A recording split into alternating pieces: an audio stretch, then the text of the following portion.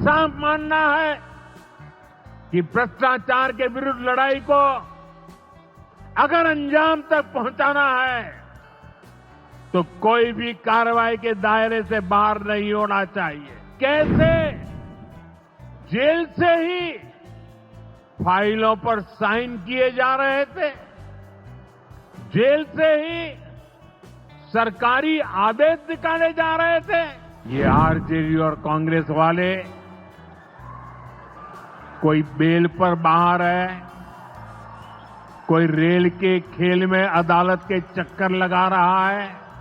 प्रधानमंत्री हो या मुख्यमंत्री या फिर कोई भी मंत्री, उसे गिरफ्तारी के 30 दिन के अंदर जमानत लेनी होगी और अगर जमानत नहीं मिली तो 31वें दिन उसे कुर्सी छोड़नी पड़ेगी। इतने बौखलाए हुए हैं कि इस जनहित के कानून का विरोध कर रहे हैं। भाई और बहनों, आपके आशीर्वाद से, देश के अटूट भरोसे के कारण साल 2014 में प्रधानमंत्री के तौर पर शुरू हुआ मेरा सेवा काल, ये सेवा काल निरंतर जारी है। इतने वर्षों में हमारी सरकार पर भ्रष्टाचार का एक भी दाग नहीं लगा।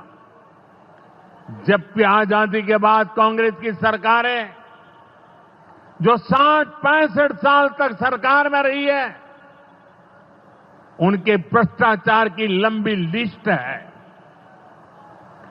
आरजेडी का भ्रष्टाचार तो बिहार का बच्चा बच्चा जानता है।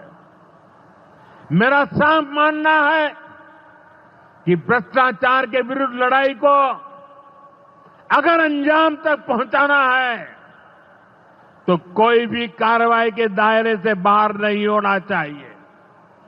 आप सोचिए, आज कानून है कि अगर किसी छोटे सरकारी कर्मचारी को 50 घंटे तक हिरासत में रख दिया तो अपने आप वो सस्पेंड हो जाता है। ड्राइवर हो, छोटा क्लार्क हो, प्यून हो, उसकी जिंदगी हमेशा हमेशा के लिए तबाह हो जाती है। लेकिन अगर कोई मुख्यमंत्री है, कोई मंत्री है, कोई प्रधानमंत्री है, तो वो जेल में रह करके भी सत्ता का सुख पा सकता है। ये कैसे हो सकता है?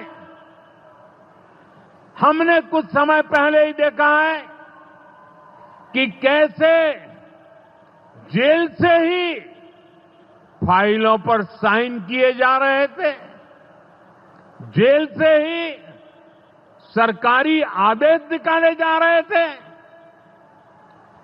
नेताओं का अगर यही रवैया रहेगा तो ऐसे भ्रष्टाचार के विरुद्ध लड़ाई कैसे लड़ी जा सकती है? साथियों, संविधान हर जनप्रतिनिधि से ईमानदारी और पारदर्शिता की उम्मीद करता है। हम संविधान की मर्यादा को तार तार होते नहीं देख सकते। इसलिए एनडीए सरकार भ्रष्टाचार के खिलाफ एक ऐसा कानून लाई है जिसके दायरे में देश का प्रधानमंत्री भी है।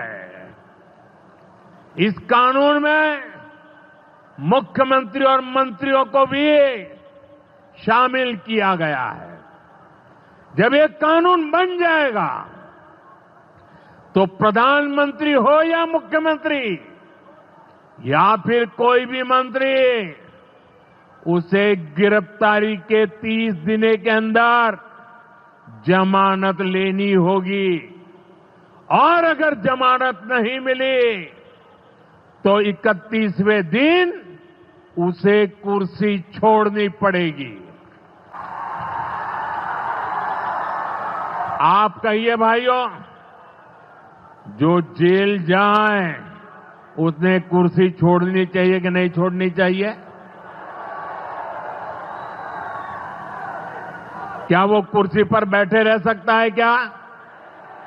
क्या वो सरकारी फाइलों पे साइन कर सकता है क्या? क्या जेल में से कोई सरकार चला सकता है क्या? और इसलिए